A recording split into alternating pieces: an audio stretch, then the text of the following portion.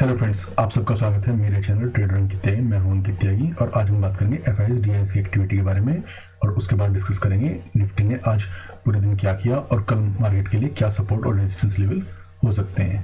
तो चलिए बात करते हैं सबसे पहले एफआईएस डीआईएस की एक्टिविटी के बारे में। तो जैसे आप देख पा रहे हैं ये 22 दिसंबर का डाटा है और आज एफआईएस ने लगभग कैश मार्केट में 928 करोड़ की बाइंग की। और अगर डीआईएस की बात करूं तो डीआईएस ने 2200 करोड़ की बाइंग की। इंडेक्स फ्यूचर में एफआईएस ने 650 करोड़ की सेलिंग की। ऑप्शन का डाटा आज हम इग्नोर करेंगे क्योंकि ये जो ऑप्शन बाइंग का जो डाटा है ये आज केवल एक्सपायरी की वजह से जो ऑप्शन एफआईएस ने सेल करे होंगे प्रीवियस डेज में उनको बाय करके यही डाटा आ रहा है, तो इस डाटा को हम आज के दिन नेगलेक्ट करेंगे। अगर स्टॉक फ्यूचर की बात करूं तो 737 करोड़ की स्टॉक फ्यूचर में बाइंग की और लगभग 155 करोड़ के आसपास की स्टॉक ऑप्शन में सेलिंग की।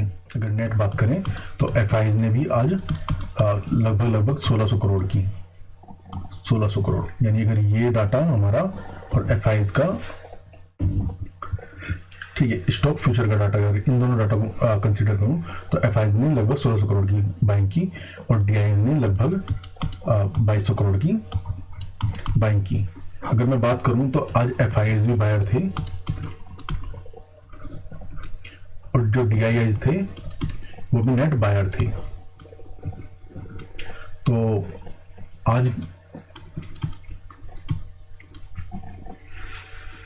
आज मार्केट में सेलिंग कौन कर रहा था?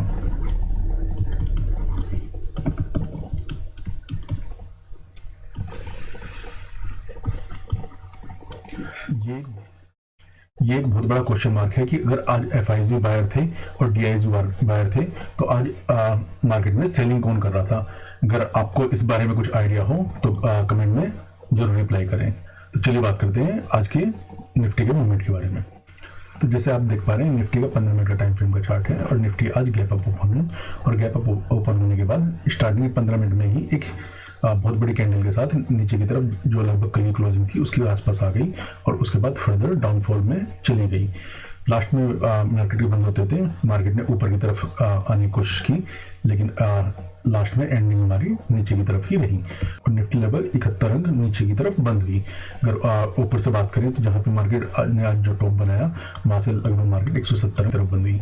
तो कल के लिए इंपॉर्टेंट सपोर्ट और रेजिस्टेंस की बात करें तो मैं निफ्टी का थोड़ा टाइम फ्रेम बढ़ा लेता हूँ।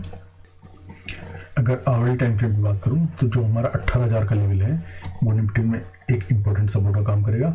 आज ही मार्केट लगभग 18,050 के आसपास गई और उसके बाद ऊपर की तरफ टर्न लिया। और अगर फर्दर सपोर्ट की बात करूं जो हमारा ये जो रेजिस्टेंस था लास्ट टाइम में जो रेजिस्टेंस काम कर रहा था और अब ये जो सपोर्ट का काम करेगा तो 17,800, तो यानी 18,000 इमीडिएट हमारा सपोर्ट होगा और 18,800 नेक्स्ट सपोर्ट होगा। अगर ऊपर की तरफ रेजिस्टेंस की बात करूं तो रिसेंटली जो रेजिस्टेंस है वो लगभग 18,200, ये हमारा एक इमीडिएट रेजिस्टेंस होगा। और फर्दर रेजिस्टेंस की बात करूं तो हमारा 18,300 18,400 एक मेजर रेजिस्टेंस होगा। अगर 18,400 18,380 की रेंज की बात करूं तो मार्केट ने यहाँ कई बार ट्राई करने की कोशिश की इसको ब्रेक करने के लिए, लेकिन बार बार यहाँ से रेजिस्टेंस लेकर बार बार नीचे की तरफ बंद होती रही। तो यानी मार्केट अगर बड़ी रेंज की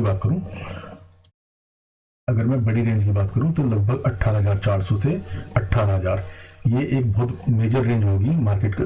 अगर इस रेंज के अंदर रहती है तो आपको यहाँ पर एक साइडवेज मार्केट होते हुए नजर आएगी।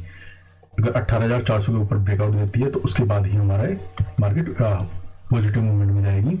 और अगर 18,000 तोड़कर नीचे की तरफ ट्रेड करना स्टार्ट करती है तो 18,800 एक इंपॉर्टेंट सपोर्ट का काम करेगा और उसके नीचे मार्केट चली जाती है तो ये मार्केट बहुत बड़े एक बेरिश सिनेरियो में चली जाएगी और मार्केट को यहाँ से फिर ऊपर आने में बहुत परेशानी होने वाली है।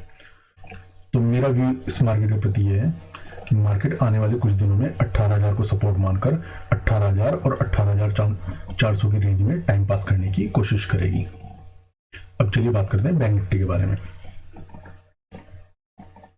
तो बैंक निफ्टी की बात करें तो ये बैंक निफ्टी का 15 मिनट का चार्ट है। 15 मिनट के चार्ट में बैंक निफ्टी आज थोड़ा सा गैप अप खुली और उसके बाद जो हमारा जो रेजिस्टेंस था जो मैंने कल की वीडियो में डिस्कस किया था कि जो 42,950 का हमारा जो रेजिस्टेंस है ये बहुत इंपॉर्टेंट रेजिस्टेंस का काम करेगा। तो मार्केट ने आज फिर से उसको टेस्ट किया और उसको टेस्ट करने के बाद स्टार्टिंग के 15 मिनट में ही फिर नीचे की तरफ आकर पूरे दिन नीचे की तरफ ट्रेड करती रही।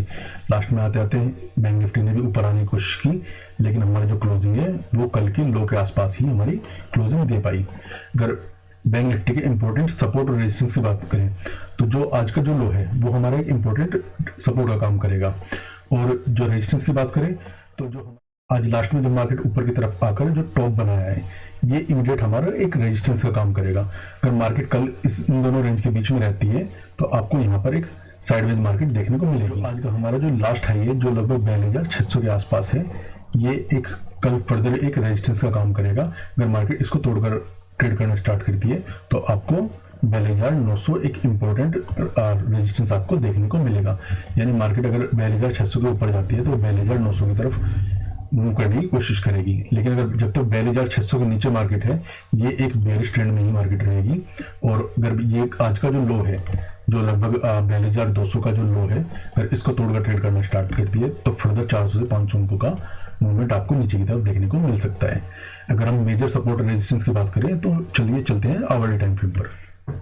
अगर आवरली टाइम फ्रेम पर बात करें तो जैसे हमने अभी बात की है जो हमारा 42,950 का एक इम्पोर्टेंट रेजिस्टेंस है उसके ऊपर बात करें तो लगभग हमारा ये जो 43,500 43,600 है ये एक मेजर रेजिस्टेंस का काम करेगा। और मार्केट इस वीक अगर मैं अपने व्यू के बारे में बात करूं तो इस वीक मार्केट इस रेंज के ऊपर निकलने की कोशिश बिल्कुल भी नहीं करेगी। अगर मार्केट इस रेंज में जाती है तो आपको फिर से एक अपॉर्चुनिटी मिलेगी शॉर्ट करने की। अगर नीचे की बात करूं तो आज का जो हमारा लो है वो एक इंपॉर्टेंट सपोर्ट का काम करेगा। अगर उसके नीचे की बात करते हैं तो नीचे की तरफ हमारा 41,800, उसके नीचे अगर बात करें तो जो हमारा 41,500, यानी अगर 41,500 है ये हमारा एक मेजर सपोर्ट का काम करेगा।